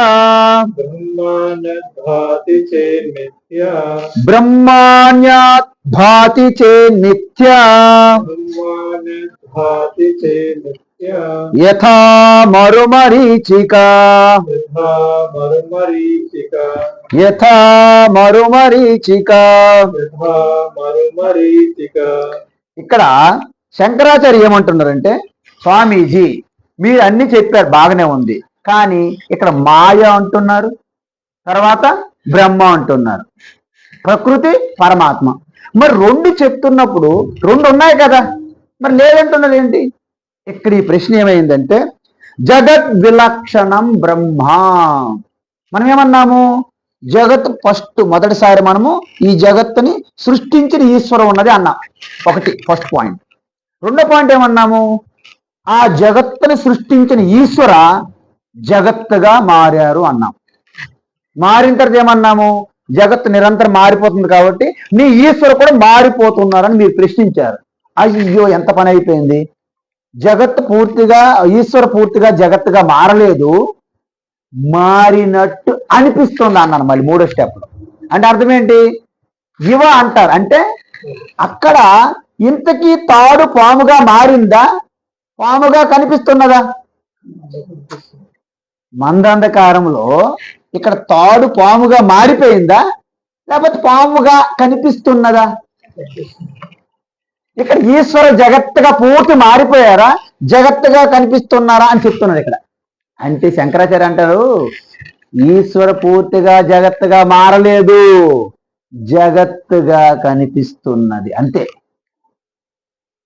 అక్కడ బంగారము కేవలము ఆభరణానికి పరిమితం కాలేదు, కానీ మనం ఉపయోగించుకునే ఆ ఆభరణంగా మాత్రము కనిపిస్తున్నది, కానీ వాస్తవంగా దానికి పేరు లేదు, బంగారమే. ఆ విధంగా జగత్ విలక్షణం బ్రహ్మ అంటే జగత్ కంటే విలక్షణం, అంటే జగత్తుకు సంబంధం లేదు, జగత్ కంటే వేరుగా అతీతంగా ఉన్నది. విలక్షణం అంటే అతీతం, జగత్కు అతీతం బ్రహ్మ. సరే, బ్రహ్మణః బ్రహ్మ కంటే అన్యత్, అన్యత్ అంటే వేరుగా ఉన్నది అన్నారనుకోండి, యాక్చువల్గా లేదు అని చెప్తున్న శంకర్. నా కించన అంటే బ్రహ్మణః అంటే బ్రహ్మ కంటే అన్యత్తు వేరుగా నకించన అస్థి, నకించన అస్థి అంటే అక్కడ ఏం చెప్తున్నారంటే తాడు కంటే వేరుగా ఏమీ లేదు అన్నారు. ఒక పెద్ద మనిషి వచ్చాడమ్మా, మనం అంతవరకు అక్కడ పాము, జలధార, అక్కడ పూలమాల, అక్కడ కర్ర దండము, అక్కడ భూచిద్రము అనే గొడవలు పడుతున్నారు అందరము. ఒక పెద్ద ఆవిడ వచ్చింది, అమ్మగారు పెద్ద ఆవిడ వచ్చి అక్కడ లైట్ వేసి అక్కడ తాడు కంటే వేరుగా ఏమీ లేదు అని ఒక డిక్లేర్ చేశారు. ఆవిడ ఏమన్నారు? తాడు కంటే వేరుగా ఏమీ లేదు. ఇంకో ఆవిడ ఇచ్చారు, లేదు లేదు లేదు తాడు కంటే అక్కడ ఏదో ఒకటి ఉంది అన్నారు ఆవిడ. అయితే ఇంకొక ఆవిడ ఊరుకుంటారా? ఆ లైట్ వేసిన ఆవిడ ఒకవేళ ఉన్నదని అన్నారనుకోండి మీరు, అది మిథ్య అన్నది ఆవిడ. అంటే ఏంటి? మిథ్య అంటే ఏంటి? అలా కనిపిస్తుందే తప్ప నిజంగా లేదు. అందువలన బ్రహ్మాత్ అంటే బ్రహ్మ అన్యత్ అంటే బ్రహ్మ కంటే అన్యత్ భాతి ఉంది అని మీకు అనిపించినట్లయితే, బ్రహ్మ కంటే వేరుగా ఏదైనా ఉన్నది అని మీకు అనిపించినట్లయితే ఏమంటున్నారు? అది మిథ్యా. మిథ్య అంటే చెప్పనా? మిథ్య అంటే అమ్మా చాలా ఇంపార్టెంట్. చాలా మందికి మిథ్య మాయ ఒకటని వాడుతుంటాం, వాడవచ్చును కూడా. కానీ ఇక్కడ మిథ్య మాయ అంటే మనం అనుకున్నట్టు మాయ మిథ్య వేరే అభిప్రాయం కాదు. ఏంటంటే మిథ్య అంటే ఒకటేనండి, జస్ట్ పేరుకే, నిజమే ఉండదు అక్కడ. అక్కడ మనకి ఉన్నది తాడే, కానీ మనకు కనిపించింది ఏంటి? పాము. అయితే నిజంగా పాము మీరు చూసినారా లేదా? చూశారు ఆల్రెడీ. పోనీ అక్కడ ఒక్క తాడే ఉందంటే మరి పాముని చూశాను నేను. పోనీ పాము ఉందా అనుకుందాం, మరి లైట్ వేసినప్పుడు అక్కడ పాము లేదు, తాడు ఉంది అంటే ఇప్పుడు ఆ పాముని మనం ఏమనాలి? సత్యమైన పాము అనాలా, లేకపోతే అసలు పామే లేదు అందమ్మా? ఏమంటారు చెప్పండి? మీరు చెప్పమ్మా, నిజంగా అక్కడ పాము ఉందంటారు లేదంటారు? అంటే అక్కడ నిజంగా పాము లేదు. ఎందుకు? లైట్ వేసినప్పుడు అక్కడ తాడు ఉంది. కానీ ఆవిడ వచ్చి వాదిస్తున్నారు, నా కళ్ళతో చూశాను అక్కడ పాము అంట. చూశారు ఆవిడ, ఆల్రెడీ నిజంగా చూశారు, అది అబద్ధం కాదు. లైట్ అయితే ముందు పాము చూశారు, లైట్ వేయక ముందు పామునే చూశారు. అయితే లైట్ వేసినప్పుడు పాము లేదు, తాడే ఉంది. మరి లైట్ వేయక ముందు చూసినటువంటి పాము సంగతి ఏమిటి? అది విచిత్రం. ఎందుకు? ఆ పామును చూసే నేను చెట్టుకు గుద్దేశాను, ఇదిగో ఇప్పుడు కూడా వాపు వచ్చింది అంటుంది ఆవిడ. ఇంతకీ ఆ పాము సంగతి ఏమిటి తేల్చండి. కోర్టులో పిటిషన్ వేశారు. జడ్జి గారు ఏమంటున్నారంటే, ముందు మీరు చూసిన పాము మీరు చూశారు, అది నిజమే. ఎందుకంటే అది ఆల్రెడీ భయంతో వెళ్ళి చెట్టు గుద్దుకోవడము, ఇక్కడ వాపు అన్నీ ఉన్నాయి కదా, దాన్ని కాదనలేం కదా. కానీ లైట్ వేసినప్పుడు పాము లేదు అంటే మీరు చూసిన పాము నిజంగా యథార్థమ సత్యమా? టార్చ్ లైట్ అయినప్పుడు లేదు. పోనీ మీరు చూసినట్టు పాము అసలు పూర్తి లేదా? చూస్తే కళ్ళదారు చూస్తే ఎవరండి? మీరెవరండి? Who are you saying? No, it was they. అందువలన ఆ పాముని పూర్తిగా తుచ్చం అంటే ఎప్పుడు లేనిదే అనలేము, అలాగని ఎప్పుడు ఉండే సత్యం అనలేము, మధ్య రకం అంటారు. చూడండి మన వాళ్ళు. అంటే నేను ఆ ఉదాహరణ తీసుకురావాలో కాదు నాకు తెలియదు. ఇదేంటండి ఆడ కథ మగ కథ మధ్యలో ఉన్నాను విన్నారా? మన పిల్లలు ఒక్కొక్కసారి ఆడవాళ్ళగా బిహేవ్ చేయరు, మగవాళ్ళగా బిహేవ్ చేయరు. అంటే అర్థం ఏంటి? ఆడవాళ్ళకి కొన్ని స్వాభావికమైనటువంటి లక్షణాలు ఉంటాయి, మగవారికి కొన్ని స్వాభావిక లక్షణాలు ఉంటాయి. ఈ రెండు కొంతమంది గడ్డాల మీసలు ఇలా పెంచుకుంటారు, కానీ ఆడపిల్ల సిగ్గుపడిపోతుంది. ఆడపిల్ల సిగ్గుపడితే అందము, నువ్వు సిగ్గుపడితే నువ్వు ఎక్కడికో పోవాలి, లునాటికి అసైలంలో పెట్టాలి నేను తీసుకెళ్ళి. కాబట్టి అందువలన కొంతమంది ఉంటారు మగవాళ్ళు ఆడపిల్లల కంటే కావాలి. ఎందుకు? ఆడపిల్లలు కొంతమంది ఉంటారు, మగవాళ్ళు సరిపోరు వాళ్ళకి. చూసారండి? అందువలన ఇక్కడ విచిత్రం ఏంటంటే ఈ మిథ్య అంటే ఏంటంటే పూర్తి స్థాయి సత్యము కాదు, పూర్తి స్థాయి అసలు లేనిది కాదు, కనిపిస్తుంది. జిగులు మొగులు అంటే చూసారా? ఆ మెరుపుల ద్వారా కనిపిస్తుంటుంది. అసలు మెరుపు తీయగల ఇప్పుడు మెరుపు తీగ ఉందంటే లేదు, ఇప్పుడు లేదంటే జిగ్గుమని వెళ్ళిందిగా. ఈ మెరుపు తీగ లాంటి దాన్ని మిథ్య అంటారు శాస్త్రం. అర్థమైందండి? ఇప్పుడు చెప్పండి, ఉదయం నేను వెళ్ళాను, అక్కడ మట్టి ఉంది, తిరిగి వచ్చిన సమయంలో అక్కడ మట్టి లేదు, కుండలు తయారు చేసి ఉన్నాయి. అర్థమైందండి? రేపు మళ్ళీ వెళ్ళాను, అక్కడ కుండ అక్కడ పెడితే ఎవరో వచ్చి కర్రతో వచ్చి మొత్తం చూర్ణం చేసి పెట్టేశారు. ఇప్పుడు ఇంతకీ అక్కడ ఉన్నది ఏమిటి సత్యం? కుండ ఉందా లేదు చెప్పండి మీరు. అంటే కుండ అనేది ముందు మట్టిగానే ఉంది, కుండ తయారైంది, మళ్ళీ పగిలిపోయిన తర్వాత మట్టి అయింది. మధ్యలో ఉన్న కుండ సంగతి ఏంటి? సత్యమా అసత్యమా? సత్యం కాదు కుండ, ఎందుకంటే మట్టే ఉంది. ఎప్పుడు కూడా కుండగా ఉన్నప్పుడు కూడా మట్టే ఉంది. లేకపోతే పని చేయండి, మీరు కుండ తీసుకుని నాకు మట్టి ఇచ్చేయండి, లేకపోతే మీ చైన్ ఉంది కదా, నెక్లెస్ చైన్ ఉంది కదా, మీరు చైన్ తీసుకెళ్ళిపోయి నాకు బంగారం వదిలేయండి. కుదరదా పని. అందువలన మీరు కుండ చేయకముందు కూడా మట్టే ఉంది, కుండగా చేసినప్పుడు కూడా మట్టే ఉంది, కుండ పడిన తర్వాత కూడా మట్టే ఉంది. కానీ మధ్యలో మీరు ఏం చూశారు? కుండను చూశారు. చూసారా లేదా? అబ్బా కుండ లేచాను, ఎవరు చెప్తారు? కుండ చూస్తే ఆ కుండనే మిథ్య అంటారు. అర్థమైందండి? ఇప్పుడు చూడండి, ఈ సృష్టి ఆరంభములో, సృష్టి రాకముందు పరమాత్మయే ఉన్నది. సృష్టి ఆవిర్భవించింది, సృష్టి రూపంలో కూడా పరమాత్మ వల్ల సృష్టి డ్యాన్స్ చేస్తుంది. మళ్ళీ ప్రళయంలో సృష్టి కలిసిపోయింది, మళ్ళీ ఏముంది? పరమాత్మ ఉంది. మరి మధ్యన వచ్చిన జగత్ సంగతి ఏంటి? మిథ్య. చూసారండి? అది కుండలాంటిది అనమాట జగత్. అందుకే జగమే మాయ బ్రతికే మాయ, వేదాలలో సారమింతేనయ ఈ వింతేనయ, కలిమిలేములు కష్ట సుఖాలు కావడిలో కుండలనే భయమేలో, కావడి కొయ్యేనో కుండలు మొన్నేనో, కావడి కొయ్యేనో కుండలు మొన్నేనో, కనుకుంటే సత్యమింతేనో ఈ వింతేనో ఈ, బాధే సౌఖ్యమనే భావన రానీవో, బాధే సౌఖ్యమనే భావన రానీవో, ఆ ఎరుకే నిశ్చలానందము బ్రహ్మానందము. ఇక్కడ ఏం చెప్తున్నాడంటే ఈ జగత్తు అనేది నువ్వు పూర్తిగా లేదనడానికి వీలు లేదు. ఉన్నది కానీ బ్రహ్మాండంగా జగత్తు ఉంటే ఆడుతూ పాడుతూ పనిచేస్తూ అలుపు సులుపు లేదంటున్నారు. లాహిర్ లాహిర్ అని డ్యాన్సులు వేస్తున్నారు, డ్యూయట్స్ పాడుతున్నారు, పార్టీలు పబ్బులు చేసుకుంటున్నారు. జగత్తు లేదంటారేంటి? అంటే జగత్తు ఉంది అనాలి. అయితే ఏ విధంగా జగత్తు ఉన్నదని ఇక్కడ ప్రశ్న. జగత్తు ఉంది కానీ సత్యము కాదండి. అయితే మరి ఏమి లేదు, తుచ్చం అంటారా? నో, తుచ్చం అనట్లేదు నేను. జగత్తు ఉంది కానీ ఉన్నట్లు అనిపిస్తుంది కానీ సత్యము కాదు. అంటే అక్కడ పాము ఉంది, తాడే పాముగా కనిపిస్తుంది తప్ప పాము శాశ్వతంగా ఎప్పుడు ఉండదు. జగత్తు కూడా ఎల్లప్పుడూ ఉండదు. మీకు ఎలా తెలుసు స్వామీజీ? మీరేం చూసారా? గాఢ నిద్రలో మీ దగ్గర జగత్తు చూస్తున్నారా? జగత్తు ఉందా? ఏమైంది? లేదు. అందువలన కానీ మీరున్నారా లేదా? లేచిన తర్వాత అమ్మయ్యా నేను ఎంత బాగా నిద్రపోయానో, మంచి ఆనందంగా నిద్రపోయానండి రాత్రి మాత్రం, ఏం డిస్టర్బెన్స్ లేకుండా ఆనందంగా.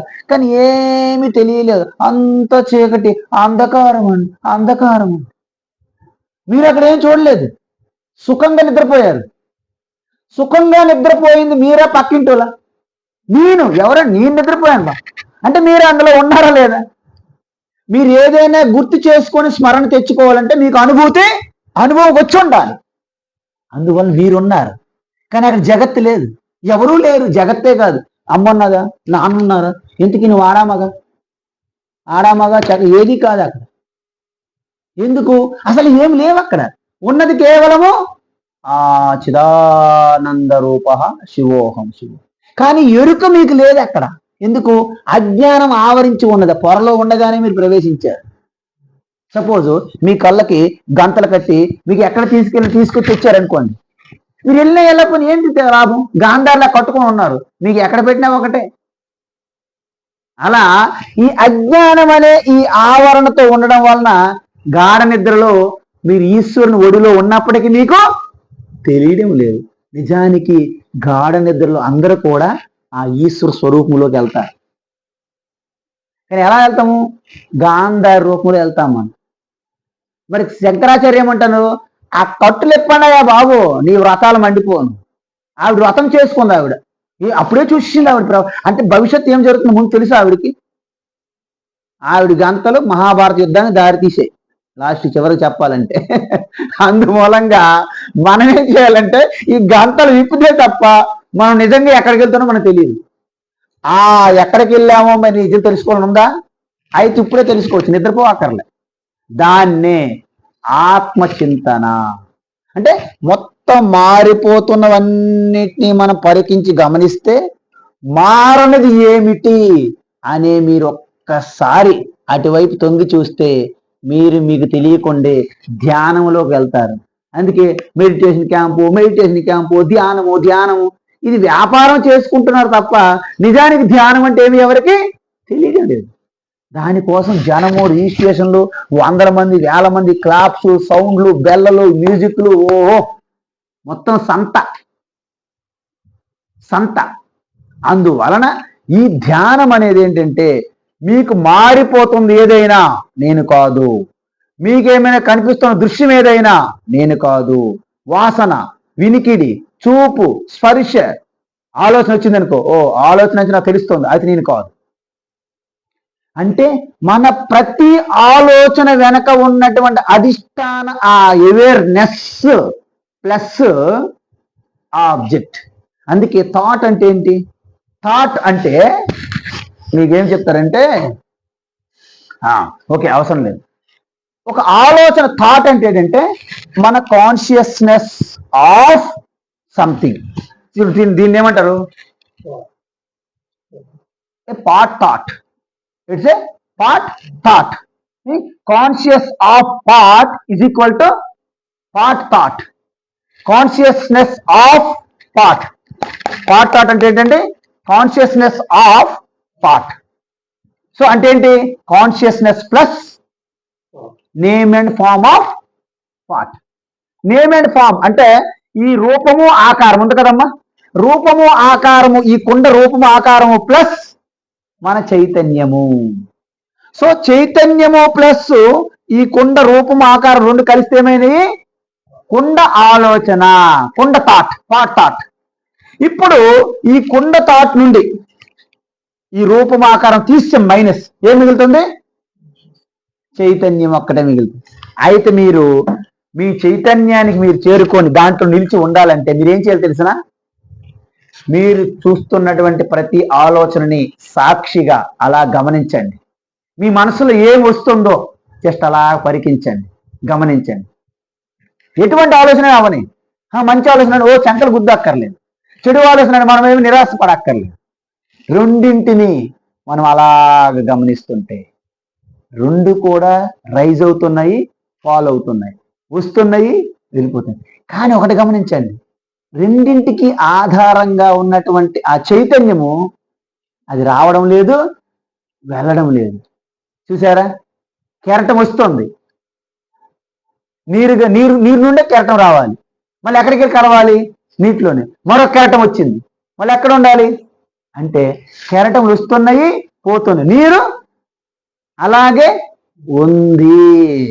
అందువలన మన అవేర్నెస్, మన చైతన్యంలో మంచి ఆలోచన, చెడు ఆలోచన, సంకల్పము, వికల్పము, భావనలు, ఎమోషనల్స్, థాట్స్, డిజైర్స్, ఫీలింగ్స్ అన్నీ వస్తుంటాయి. బట్ అన్నింటికి ఆ మూలంలో ఈ సినిమా తెరలాగా, సినిమా తెర చూడండి, సినిమా వాళ్ళు సినిమా థియేటర్కి వెళ్ళి ఈసారి మీరు ఆ స్క్రీన్ని అబ్జర్వ్ చేయండి. వాళ్ళు వస్తుంటారు, వాళ్ళు చేజింగ్లు ఉంటాయి, ఫైటింగ్లు ఉంటాయి, అన్నీ ఉంటాయి, ముద్దులాట గుద్దులాట అన్నీ ఉంటాయి సినిమాలు. కానీ ఎన్ని ఫైటింగ్లు జరుగుతున్నా, ఎన్ని డ్యాన్సులు జరుగుతున్నా ఆ స్క్రీన్ ఏమైనా మారుతుందా? సినిమా స్టార్ట్ అవ్వక ముందు కూడా స్క్రీనే, ఆ సినిమా జరుగుతున్నంత వరకు స్క్రీన్ ఉంటేనే జరుగుతుంది, అది అయిపోయిన తర్వాత కూడా స్క్రీనే. స్క్రీన్ అనేది అక్కడ సత్యం, సినిమా అనేది మూవింగ్ మిథ్య. లేదంటే మనం ఎలాగో సెంటిమెంట్ ఫీల్ అయ్యావు, అక్కడ ఏడ్చుకున్నావు ఆల్రెడీ ఆ హీరోయిన్ చూసి. కాబట్టి ఇక్కడ ఏమంటున్నారంటే ఒకవేళ నిజానికి సత్యంగా అయితే లేదు, ఇది సత్యం, కానీ ఉన్నదాన్ని మీరు వాదించినట్లయితే దాన్ని మిథ్య అంటారు. అందువలన బ్రహ్మ సత్యం జగన్మిథ్యా జీవో బ్రహ్మైవ నాపర. శంకరాచార్య ఒకరు అడిగారంట, భగవన్ మీరు ఇన్ని వ్యాఖ్యానాలు, ఇన్ని ప్రకరణలు, ఇన్ని స్తోత్రాలు, ఇంత జ్ఞానాన్ని పంచిపెట్టారు కదా, దీని అంతటినీ ఒక లఘువుగా, ఒక శ్లోకబద్ధంగా ఒక్క శ్లోకంలో చెప్పండి అంటే ఆయన అన్నారంట, శ్లోకం కూడా అవసరం లేదు, అర్ధ శ్లోకములో అంటే ఒక శ్లోకములో ఒక అర్ధ భాగంగా చెప్తానన్నారంట. ఏంటి? శ్లోకార్థేన ప్రవక్ష్యామి యదుక్తం గ్రంథకోటిభిః. అర్ధ శ్లోకంలో చెప్తాను. ఏంటది? కోటి గ్రంథాల్లో రాసి చెప్పినటువంటి మహాత్ములకు తత్వాన్ని అర్ధ శ్లోకంలో చెప్తాను నేను. ఏంటది? భగవాన్ బ్రహ్మ సత్యం జగత్ మిథ్య జీవో బ్రహ్మైవ నాపరః. చూసారండి? అంటే ఈ వాస్తవానికి నేను రూపంగా సకల ప్రాణుల యందు వ్యాపించి అంతర్యామిగా ఉన్న పరమాత్మ ఒక్కటే సత్యము. దానిపై ఆధారపడి ఉన్నటువంటి నామరూపాలన్నీ మిథ్య. మరి నేను ఏదైతే జీవుడు జీవుడు అనుకుంటున్నాడో నిజానికి ఆ సారభూతము జీవాత్మ యొక్క సారం ఏదైతే ఉందో అది పరమాత్మయే. కెరటం యొక్క తత్వం ఏదైతే ఉందో నీరు, అది నీరు సముద్రం యొక్క నీరుతో సమానమే. అందుకే మనకి సంధ్యావందనము ఈ అభిషేకాలు చేస్తాం కదండి. అప్పుడేమంటారు తెలుసా? దేహో దేవాలయ ప్రోక్త జీవో దేవ సనాతన త్యజేత్ అజ్ఞాన నిర్మాల్యం సోహం భావేన పూజయేత్ అన్నారు. అందుకు ఈ దేహమే దేవాలయం అనే స్థితికి రావాలి మీరు. నాకు మా దగ్గర గుడి లేదు, దేవుడి గది లేదు, దగ్గరలో టెంపుల్ లేదు, ఇవన్నీ మన అనేక కారణాలు మనకు ఉంటాయి. ఈ దేహమే దేవాలయము. దేవాలయమే కాదు, యావత్ సృష్టి నీ యొక్క శరీరం లాంటిది. ఇది మినీ సృష్టి, బయట ఉన్నది మహా సృష్టి. దేహో దేవాలయ ప్రోక్తం. దీన్ని దేవాలయం అంటారు. ఎలా? మరి అందులో ఉన్నటువంటి అధిష్టాన దేవతలు ఎవరు? జీవో దేవ సనాతన. సనాతనంగా జీవాదేవ అన్ని అంటే జీవాత్మ పరమాత్మ అనేవి ఆ లోపల రెండు ఉన్నాయి. త్యజేత్ అజ్ఞాన నిర్మాల్యం. నీ అజ్ఞానం అనే ఆవరణ తొలగించుకుంటే సోహం భావేన పూజ. ఓ నేనేనా కెరటం, నేను కెరటం అనే అజ్ఞానం తొలగించుకుంటే నేనే నీరు అన్నట్లు. నేను కొండను, నేను పాత కొండను, నేను పనికిరాని కొండను, నేను లొత్త కొండను, నేను నల్ల కొండను అని ఏడుస్తుంది పాపం. ఈ సంసారంలో కొట్టుకుపోతుంది ఈ కొండ. నేను అసలు కొండనే కాదు, నేను మట్టిని అని తెలుసుకుంటే సోహం భావేన పూజ, నేనే మట్టిను అనుకోవడం అన్నమాట. అందువలన ఈ అజ్ఞాన నిర్మాల్యం త్యజేత్, విడిచిపెట్టు. అప్పుడే మిగిలింది ఈ యొక్క జగత్తు లేదు, శరీరం నేను కాదు, ఇంద్రియాలు నేను కాదు, మనస్సు నేను కాదు, బుద్ధి నేను కాదు. మరేంటి? అన్నిటికీ ఇక నేను కాదు అని నిషేధించడానికి వీలు కానటువంటి నేనుగా ఉన్నటువంటి ఎరుక ఏది ఉందో, మిగిలి ఉందో దానిని చిదానంద రూప శివ. ఎవరా శివ? మన పక్కన శివకుమార కాదు, నేనే శివోహం. ధైర్యంగా చెప్పండి గట్టిగా, శివోహం. మీరు భయపడినట్టు ఉంటుంది. ఏదో ఎవరేమైనా ఎఫ్ఐఆర్ కేసు పెడతారా అన్నట్టు భయపడుతుంది. శివోహం అనేది గర్జించాలి. వివేకానంద స్వామి అంటాడు, ఆయన ఆఖరిలో శరీరాన్ని విడిచిపెట్టేటప్పుడు శివోహం అని దేహాన్ని విడిచిపెట్టారంట. ఎందుకు? ఆఖరి క్షణములో మీరు ఎటువంటి స్మరణ చేసి చింతన చేసి మీ దేహాన్ని విడిచిపెడతారో అదే మీరు అవుతారు. మీకు అర్థమైందండి? అందువలన అక్కడ వ్యాపారం ఏమవుతుందో అనుకొని విడిచిపెట్టనుకోండి, ఆ వ్యాపారం చుట్టూ తిరుగుతారు, మళ్ళీ ఇంకెక్కడికి వెళ్తారండి? అంతే కదా. అందువలన మీరు యం వాపి స్మరన్ భావం త్యజత్యంతే కలేవరం తం తమేవైతి కౌంతేయ సదా తద్భావ భావిత. భగవద్గీతలో స్పష్టంగా చెప్పారు కృష్ణ పరమాత్మ.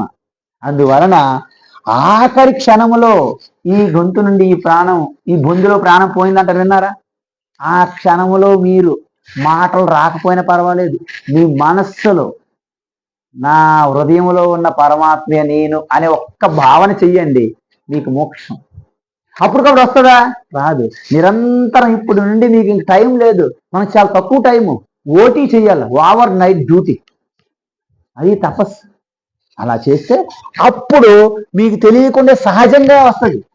చూడండి, తపస్సు చేసిన వాళ్ళకి మామూలు తేడా చెప్పనా? సపోజ్ మేము వెళ్తున్నట్టు ఏదైనా ఇక్కడ కాలేన అయిందనుకోండి, రామా అన్నం అనుకోండి, అంటే వారు తపస్సులో ప్రాక్టీస్ చేస్తుంది. అబ్బో అన్నాడు అనుకోండి, అబ్బా. ఈ అబ్బా అంటే ఏముందని అర్థం? అబ్బా అంటే ఏంటన్నా? అబ్బా అది రామారాజు కృష్ణ రాదు అప్పుడు, అబ్బా అంటారు, లేకపోతే ఇంకేదో అంటారు.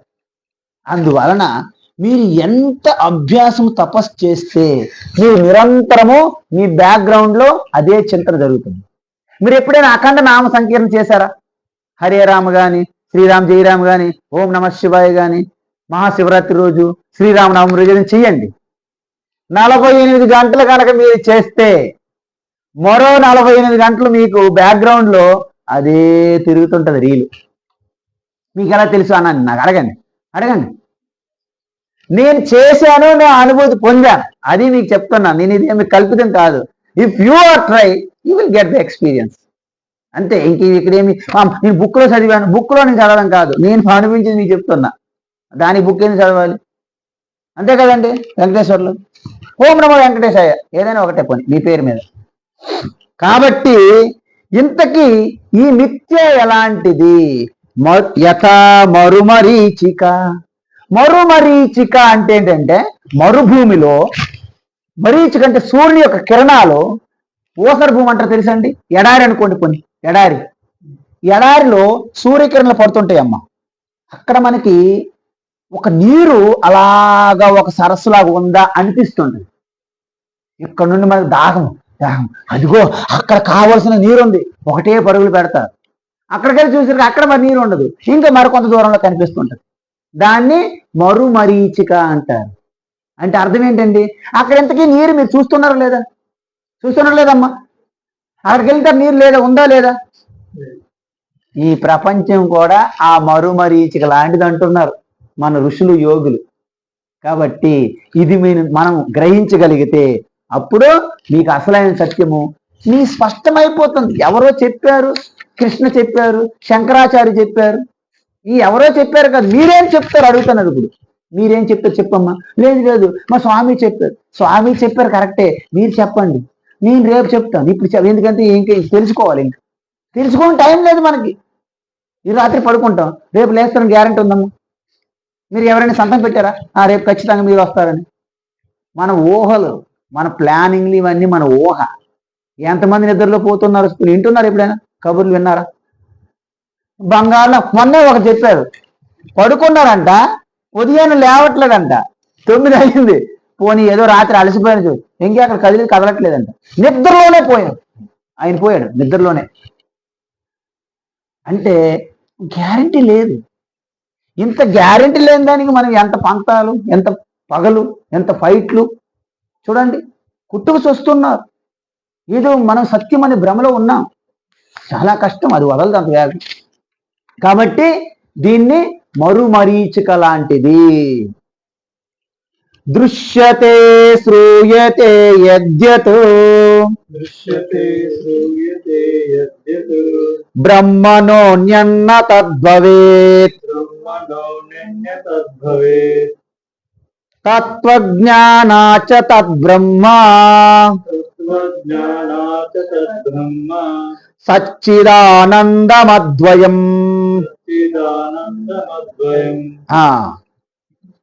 టైం అయిపోయిందా? మంచిది. అయితే ఈ శ్లోకం కూడా చాలా అద్భుతమైన శ్లోకము. వచ్చే వారము ఆత్మబోధ పూర్తి చేస్తున్నాం. కాబట్టి మీరందరూ కూడా తప్పకుండా ఈ వచ్చే వారం క్లాస్ ఉంది కదా, పెడదాం. అందుకే మార్నింగ్ వేరే ప్రోగ్రాంలు ఉన్నాయి. ఆవేళ ఉగాది వస్తుంది. సో వచ్చే వారము ఉగాది రోజున మీరు మోక్షం పొందాలి అప్పటికప్పుడు అక్కడే. ఎందుకంటే జీవన్ముక్తి ఆ రోజే వస్తుంది, ఉగాది రోజునే రావాలి మనకి.